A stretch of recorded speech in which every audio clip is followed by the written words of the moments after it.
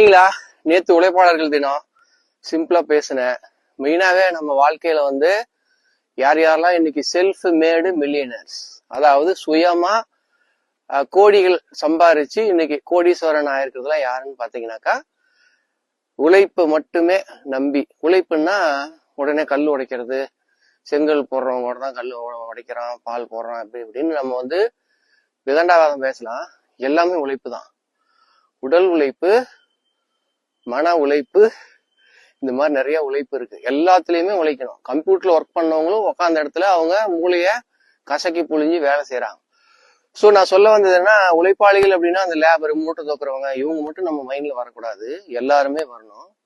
என்னை பொறுத்த வரைக்கும் என்னுடைய தனிப்பட்ட கருத்து அப்படின்னு பாத்தீங்கன்னா, உழைப்பாளர்கள் தினத்து அன்னைக்கு மெயினா லேடிஸ், பெண்கள், அவங்கள நம்ம மைண்ட்ல கொண்டு வரணும், வேல்யூ பண்ணணும். ஏன்னா நம்ம பாருங்க, காலையில எந்திரிப்போம், குளிச்சு ரெடி ஆகும், ட்ரெஸ் மாட்டிக்கிட்டு கிளம்பிடுவோம் வேலைக்கோ பிசினஸுக்கோ. மறுபடியும் வேலையில இருந்து வருவோம், ட்ரெஸ்ஸை மாத்திக்கிட்டு டிவி, ரிமோட்டு, செல்போனு, சாப்பாடு, தூக்கம், இவ்வளவுதான் நம்ம உழைக்கிறோம்.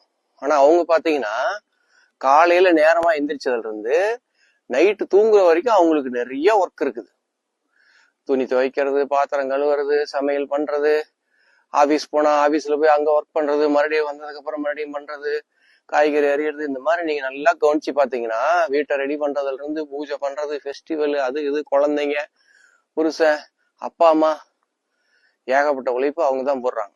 அவங்களுக்கு ரிட்டையர்மெண்ட்டும் கிடையாது, ரெஸ்டும் கிடையாது. ஒரே ஒரு விஷயம், அம்மா வீட்டுக்கு போலான்னு நினைப்பாங்க. எதுக்கு? அம்மா வீட்டுக்கு போனா கொஞ்சம் ரெஸ்ட் எடுக்கலான்னு. சோ அது இந்த காலத்துல எல்லாம் மாறிடுச்சு. சோ நான் என்ன சொல்ல வரேன்னா, உழைப்பாளர்கள் தினத்துல என்னுடைய தனிப்பட்ட கருத்து, நம்ம எல்லாருமே பெண்களை நல்லா உழைக்கிறாங்க, அவங்க கஷ்டப்படுறாங்கன்னு நினைக்கணும். சரியா?